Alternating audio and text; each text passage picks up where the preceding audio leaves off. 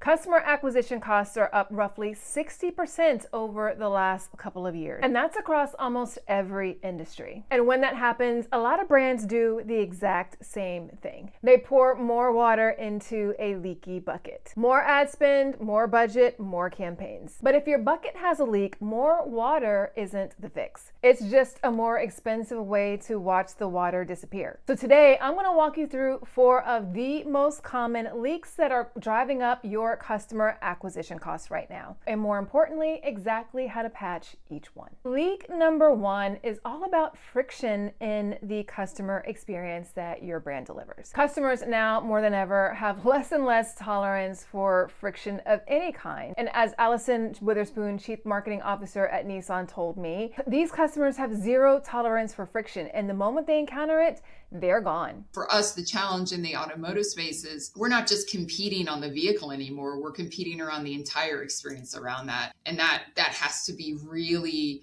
as frictionless as we can possibly make it within some of the structures that we have today. Now, friction comes in many forms. Sometimes it's user experience, and other times it shows up as identity-based friction. Some common examples of friction that might cause your ideal customers to bail before they convert include things like a lack of representation. If people don't see themselves or people who they feel are like them reflected in your brand's imagery, they might not feel that what you have to offer is for people like them. Another type of friction is when the customer experience your brand delivers is incomplete. I saw this with a client that I worked with who had started really investing a lot in acquiring Spanish-speaking consumers. So they had Spanish-speaking ads, they were running them in Spanish-speaking media channels. Whenever they got to the Spanish-speaking landing page, if they wanted to take the next step forward with the brand, they were going to have to do that in English because the other parts of the customer experience that the brand had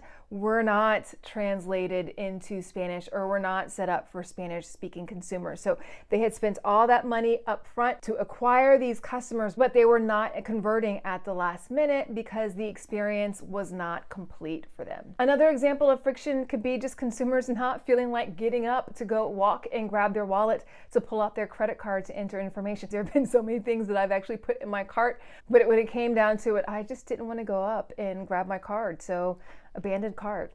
So what's the fix to get rid of all this friction in the customer experience that you are delivering? I recommend to my clients that they audit their customer experience to help them identify what are common drop-off points and why. Once you start looking for the friction, if the problem is the imagery, you can update your imagery. If the problem is you don't have enough things translated, you can get those things translated. If the problem is something like the credit card isn't populating automatically, you can add options in there like PayPal or a link that makes it easy for people's information to already be present so they don't have to worry about getting up to complete the transaction. Audit your customer experience so you can remove whatever barriers exist that prevent your ideal customers from taking the next step forward and converting. All right, so leak number 2 that's driving up customer acquisition costs is fragmented media and discovery. The old ways to reach consumers isn't quite as effective as it used to be. We're seeing more and more people tune out of those traditional channels in favor of things that are more niche, closer to their interests and their identities. And we're seeing trust transition so that people are starting to get their information from other sources. So let's look into each one of these. Whenever I was growing up, I remember that we always seemed to have a subscription to at least one, if not all, of Ebony, Jet, and Essence magazine. And it was just a part of growing up in a Black household. These publications were staples as a part of our community. As brands are trying to reach different consumers, they might start incorporating publications like these into their media plans to reach consumers of today. However, more and more, those central locations are splitting up. People are listening to a ton of different podcasts. They are watching content on YouTube, following their favorite creators there. People are turning their attention to places like Reddit to get advice from strangers who have real lived experience. I joke around a lot because last year I succumbed to internet craze and I got a weighted vest. I remember watching a sermon where the pastor at the time was talking about how she had also gotten a weighted vest and all her friends had gotten a weighted vest. And I remember I was walking around my neighborhood, walking my dog with my weighted vest on. My next door neighbor, who was about in the same age range as I am, she was like, "I'm so proud of you, good for you," because she also has a weighted vest. How did all of us find out about these weighted vests? It was not from advertisements from these companies. We saw a bunch of people on Instagram or on TikTok, people like us, women of a certain age group, talking about the benefits of a weighted vest and how it had gotten results for them. So I discovered this new product from people like me on the internet. I was influenced by them and I went out and bought something really quickly based upon what it is that they had said. So in this instance, discovery was way outside those traditional channels. So it just goes to show more and more and more the ways in which consumers are getting information about what brands and what products are going to be right for them is not the same as it was 5 years ago. So the key takeaway for you is if your audience has moved, if they have changed the way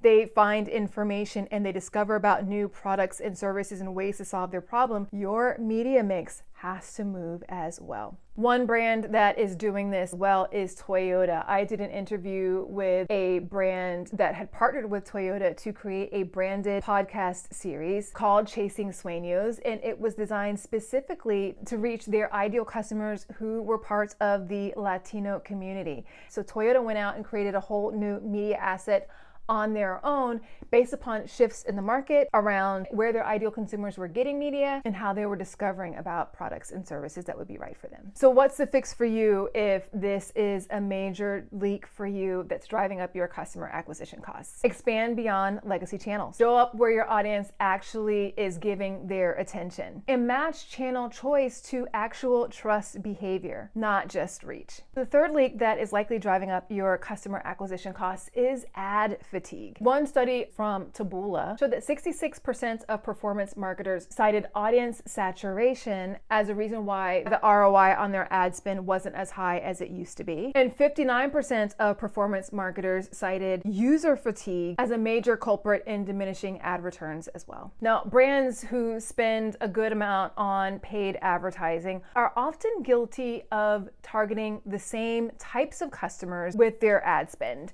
So oftentimes these customers will be part of the general market, and brands might shift some things with regards to age or interest, but as a result of doing this, these consumers are starting to see the same ads over and over and over again, and they're tired of seeing those ads and they tune them out. So it's costing brands more money to convert these people who are just tired of these ads. Ad fatigue is what happens when brands keep asking for attention after people have already tuned out. So what's the fix for this? Refresh your creative more often. Broaden your audience targeting strategies. So instead of trying to go after a large general market, try switching things up a bit and go after individual segments of a market so you can tailor your creative more specifically to them. Segment better so the same people aren't carrying the whole campaign. And use better sequencing and variation instead of repetition alone. And that brings us to leak number 4, which is all about messaging and fit. So a lot of times brands will spend a ton of time, energy working to get their message perfect for the broadest group of consumers. And the problem with this general messaging approach is that in a lot of instances, it's not answering the fundamental question that consumers are having whenever they're encountering a new brand. And they're having this question consciously or subconsciously, and that is, will this work for someone like me? And if we think about consumers, until they get an answer to this question quickly and clearly, in a lot of instances, it doesn't matter what your other messages are, they're not going to have the information that they need that gives them permission to take the next step forward with you. If they don't get this question answered, they're not going to even allow your brand to be considered as an option to solve their problems, because why would they invest time considering your brand if they don't know that it is for someone like them? Now, I remember a while back, I saw a woman on LinkedIn talking about this specifically. This woman is hearing impaired, and she wrote about how she would have bought an Apple Watch years earlier had she known about all the accessibility features that were baked into the product. The brand had already done a wonderful job of having features for the specific needs of this woman, but they hadn't talked about them specifically to people like her in her community. As a result, the features were there, she didn't know about them. And because she didn't know about them, she didn't consider the brand. Once she discovered that the brand did have those features, she bought the watch and she was an active user and evangelist of it. But that couldn't happen until she first received the message that was right for her. If your messaging doesn't help your ideal consumers, particularly those with specific identities, see that what you are offering is for people like them, none of the rest of your messaging even matters because they're not going to convert. So what's the fix? Make sure you have messaging that's more specific to identity, need state, and decision-making drivers for the ideal customers you want to convert. Make sure as you look through your messaging, evaluate whether or not it is answering the question quickly and clearly for the different types of people that you serve, that yes, your product is for people like them. All right, so there you have it. 4 leaks that are driving up your customer acquisition cost. Friction, fragmented media, ad fatigue, and messaging that isn't targeted enough. Now, if you're not sure where those friction points actually are in your marketing, that's exactly what the Friction Finder Growth Audit is built to uncover. It's a clear-eyed look at where your customer experience is costing you conversions with the customers you want to serve. And if leak number 4 hit home for you, if you feel like your messaging is still very much focused on the general market and doesn't have the right messaging for specific identities so that they can actually consider your product as being right for them, that's where Mosaic Message Mapping comes in. It's a framework I created to help brands figure out what their ideal customers need to hear before they'll even consider you. I will drop details for both the Friction Finder Growth Audit and Mosaic Message Mapping in the description for you so you can check them out. Until next time, remember, growth accelerates when you remove friction for your customers and for your business. Thanks so much for watching. Talk to you soon.